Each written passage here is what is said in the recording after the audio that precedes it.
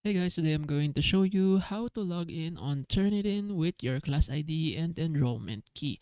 So many are confused on how to create an account, so I'm going to show you how.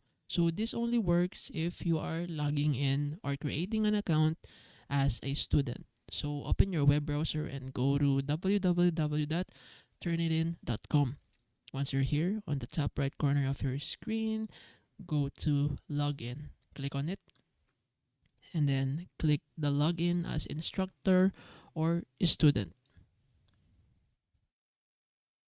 Once it loads, you will see here on the bottom new user, and there will be a hyperlink with label click here. So you click on that.